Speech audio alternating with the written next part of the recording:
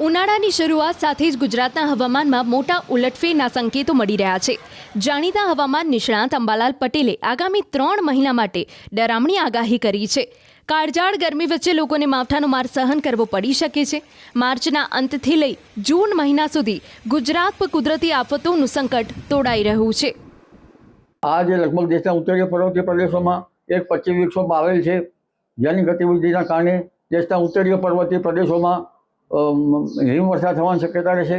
त्यार पछी पण पश्चिम विक्षोभ आवशे, परंतु हमणां थोड़ा दिवस पछी लगभग राज्यना भागों में वादळो आववानी शक्यता रहेशे, जेमां राजस्थानना संलग्न भागो, उत्तर गुजरातना भागो, मध्य गुजरातना भागो અને કચ્છના કેટલાક ભાગમાં વાદળ આવવાની શક્યતા છે। ક્યારેક છાંટા સુધી થઈ શકે, પરંતુ એક મજબૂત પશ્ચિમ વિક્ષોભ લગભગ તારીખ 26મી માર્ચ બાદ આવવાની શક્યતા રહેશે અને ત્યાંની અસર ધીરે ધીરે ગુજરાત પર લગભગ 29 માર્ચથી એપ્રિલની શરૂઆત સુધી થવાની શક્યતા રહેશે। તેમાં ગુજરાતના ભાગો પણ પ્રભાવિત થશે અને ભારે પવનની ગતિ રહેવાની શક્યતા રહેશે। લગભગ 40 કિલોમીટર પર અવરના પવનો ફૂંકાવાની શક્યતા રહેશે અને ક્યારેક તો 50 કિલોમીટર ઉપરના કોઈ ભાગમાં શક્યતા રહેશે, પણ દેશના કેટલાક ભાગમાં 60 થી 70 કિલોમીટર પર અવરના પવનો ફૂંકાશે। 24 માર્ચથી જ પશ્ચિમી વિક્ષેપ સક્રિય થતા રાજ્યના વાતાવરણમાં પલટો આવશે। જો કે અસલી મુશ્કેલી તો એપ્રિલમાં શરૂ થશે। 10 થી 20 એપ્રિલ વચ્ચે રાજ્યમાં પ્રી મોન્સૂન એક્ટિવિટીના કારણે અનેક વિસ્તારોમાં વરસાદ અને કરા પડવાની અંબાલાલે આગાહી વ્યક્ત કરી છે। એપ્રિલના બીજા સપ્તાહમાં પણ હવામાન પલટાશે। એપ્રિલ માસમાં હવામાનમાં વધારે પલટાવ છે। તારીખ 10મી એપ્રિલથી 20મી એપ્રિલ વચ્ચે પણ હવામાનમાં પલટાવ છે।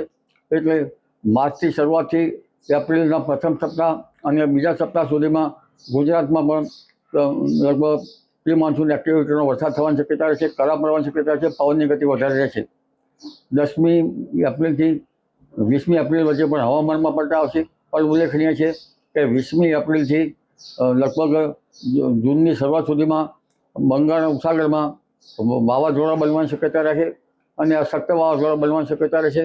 પણ ઉલ્લેખનીય છે કે લગભગ 20મી મેથી અરબ સાગર પણ સક્રિય થશે અને બંગાળ ઉપસાગરમાં પણ સક્રિયતા થવાની શક્યતા રહેશે। મે અને જૂન મહિનામાં પણ સમુદ્રમાં મોટી હલચલ જોવા મળશે। 20 એપ્રિલથી જૂન વચ્ચે બંગાળની ખાડીમાં વાવાઝોડું બનવાની શક્યતા છે। 20 મે બાદ અરબ સાગર પણ સક્રિય થશે, જેના કારણે દરિયામાં ઊંચા મોજા ઉછળશે અને તેનો જ ભેજ ગુજરાતના વાતાવરણને અસર કરશે। આ વખતે બંગાળ ઉપસાગર વધારે ઉફાન ઉપર હશે, ઊંચા મોજા ઉછળશે અને તેની ગતિવિધિના કારણે તેનો ભેજ છે ગુજરાત સુધી આવવાની શક્યતા રહેશે। પણ દક્ષિણ પૂર્વીય તટો ઉપર તો ખબર લઈ નાખે તેવા વાવાઝોડા થવાની શક્યતા રહેશે। એટલે 20મી મે બાદ અરબ સાગર પણ સક્રિય થવાની શક્યતા રહેશે અને 20મી મેથી 20મી જૂન વચ્ચે અરબ સાગરમાં પણ ચક્રવાતો થવાની શક્યતા રહેશે।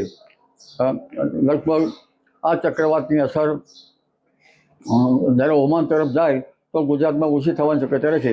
8મી જૂનથી દરિયામાં પવનો બદલાશે અને 20મી જૂન સુધીમાં પણ અરબ સાગર સક્રિય રહેવાની શક્યતા સાથે ભારે પવનની ગતિ, ઊંચા મોજા ઉછળવાની સાથે ચક્રવાતની કંઈક અંશે શક્યતા રહેતા વરસાદ થવાની શક્યતા રહેશે। આ વખતે વરસાદ વૃશ્ચિક નક્ષત્રમાં શરૂઆતમાં થવાની શક્યતા ગણી શકાય।